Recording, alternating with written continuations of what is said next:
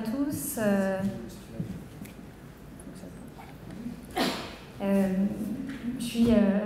Tout d'abord, merci pour l'invitation au comité d'organisation. Je suis ravie de venir présenter mes travaux aujourd'hui sur la thématique du dépistage du VIH par les infirmiers. Alors, ce projet est parti du constat, il y a environ une dizaine d'années, d'un nombre important de personnes qui seraient porteuses de l'infection VIH sans connaître leur statut. Et dans ce contexte, les autorités de santé ont incité à la proposition d'un dépistage à tous les consultants des services de soins. Ceci à l'exemple d'autres pays avec des épidémies similaires, notamment aux États-Unis, au Canada ou en Angleterre.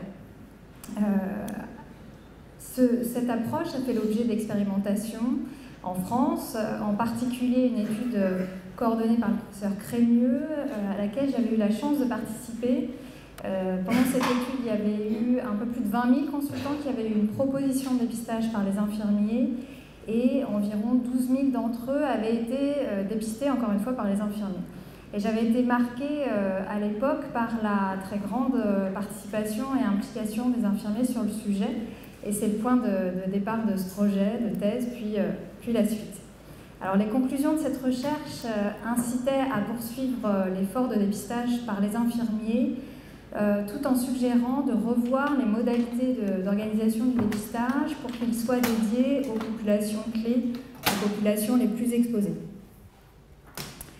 Alors, en 2015, l'Organisation mondiale de la santé a émis des recommandations qui allaient déjà dans le même sens.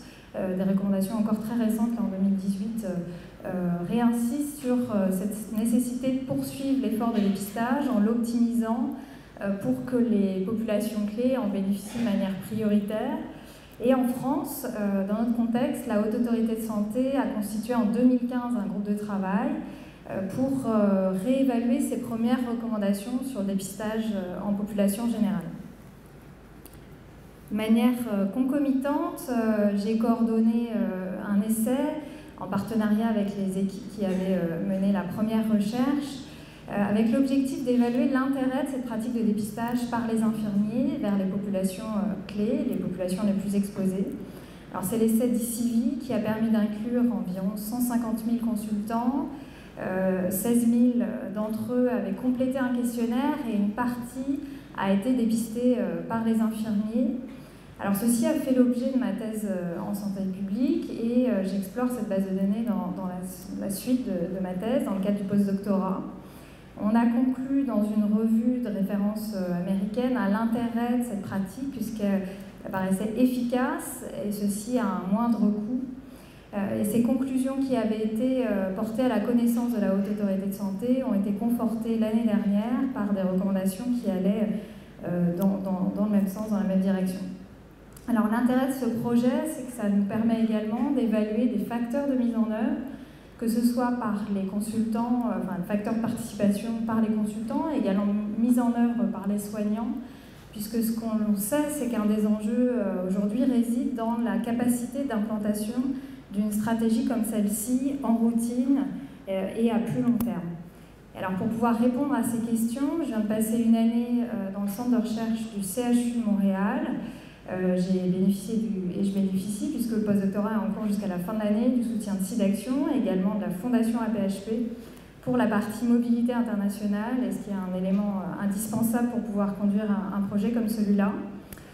Mes premiers résultats ont été présentés récemment au congrès CAR de Vancouver et ils font l'objet d'une publication qui est actuellement en cours d'évaluation.